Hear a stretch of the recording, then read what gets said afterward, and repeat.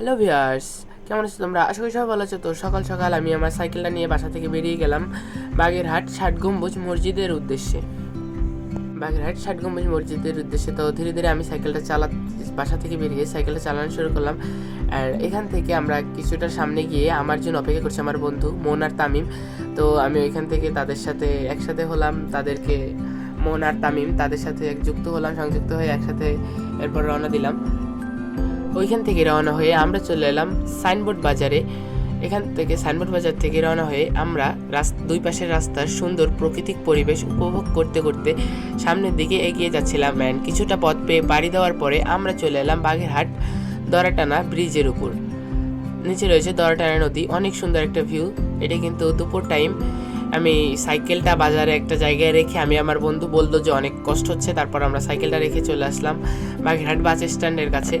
তো Bagerhat bus stand রেখে আমরা সামনে এসে বাগেরহাটটা খানজাহান আলী মাজারের সামনে থেকে মাজার ওভারটেক করে ইজি বাইকে করে যাচ্ছিলাম আমরা। সাইকেলটা রেখে অনেকটা কষ্ট হচ্ছিল। তারপর চলে এলাম আমরা জজ কোর্টের সামনে, বাগেরহাট জজ কোর্টের সামনে। ওইখান থেকে আমরা চলে এলাম আমাদের গন্তব্য বাগেরহাট ষাট গম্বুজ মসজিদের সামনে।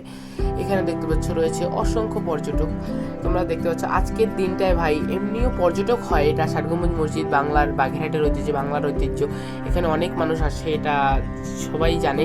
বাট আজকে সাধারণের তুলনায় অনেক বেশি জাঁকজমক বা লোকজন, অনেক লোকজন এখানে আসছে, অনেক টুরিস্ট। আর এখানে কিন্তু দেখতে পাচ্ছি এই যে পাঞ্জাবি পরা অনেক লোকজন আসছে, আশেপাশে খাবারের দোকানগুলো রয়েছে, সেখান থেকে খাচ্ছে। আর ভাই আমরা কিন্তু ভাই বাগেরহাটের পোলা, পিছনের গেট থেকে না ঢুকলে ভাই আমাদের মান সম্মান যাবে ভাই। টাকা দিয়ে ঢুকলে হবে? আমরা ভাই বাগেরহাটের ছেলে, আমরা যদি ভাই টাকা দিয়ে ঢুকি কেমন লাগে না? আমরা ভাই বাগেরহাটের পোলাপান, আমরা যদি টাকা দিয়ে ঢুকি তাহলে বিষয়টা খারাপ দেখায় না? তো তারপর ওখান থেকে আমি চলে আসলাম পিছনের গেট থেকে বাগেরহাট ষাট গম্বুজ মসজিদের কাছে। ধীরে ধীরে আমি সিঁড়ি বেয়ে পিছনের গেট, এটা কিন্তু পিছনের গেট থেকে ধীরে ধীরে সিঁড়ি বেয়ে আমি নামলাম। ধীরে ধীরে সিঁড়ি দিয়ে নেমে চলে এলাম। এখানে দেখছো মানুষজন ঘুরছে, চারিপাশটা ঘুরে ঘুরে দেখছে, অনেক লোকজন। সো গাইস, তোমরা যদি কেউ এখানে আসতে পারো, বাগেরহাট ষাট গম্বুজ মসজিদ অনেক সুন্দর একটা পরিবেশ।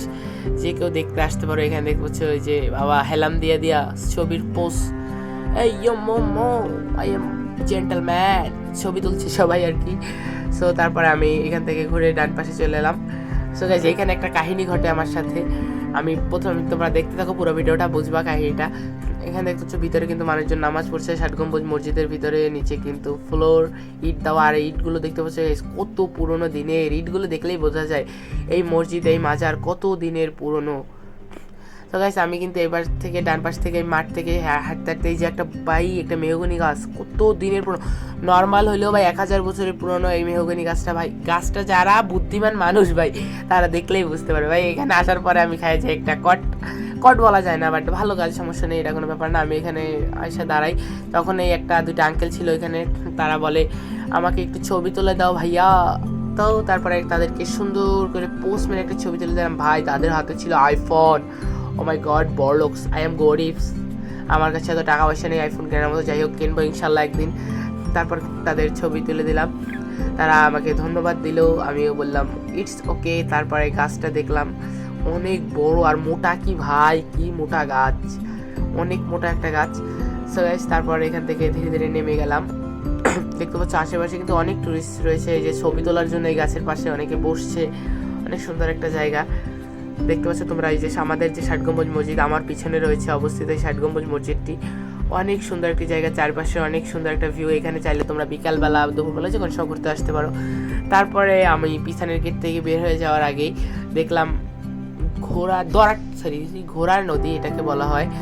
দেখতে পাচ্ছি এই যে নদীটা, এই নদীটাকে বলা হয় ঘোড়ার নদী। কারণ আমি তোমাদের নামকরণটা কিভাবে হয়েছে আমি তোমাদের বলি। এই যে নদীটা, আগেকার মানুষজন বলে যে এই নদীটার চারপাশে নাকি ঘোড়া দৌড়েছিল, একটা চক্কর দিছিল, সেই অনুযায়ী নাকি এই ঘোড়ার নামটার নামকরণ হয়। দেখতে পাচ্ছ অনেক সুন্দর একটা জায়গা, চারপাশে শাপলা আছে, লাল শাপলা ফুটছে, মানুষজন এখানে গোসল করছে। এইভাবেই কিন্তু এটার নামকরণ করা হয়। সো গাইস, যদি ভিডিওটা ভালো লাগে please like and follow, share করে বিষয়টার পাশে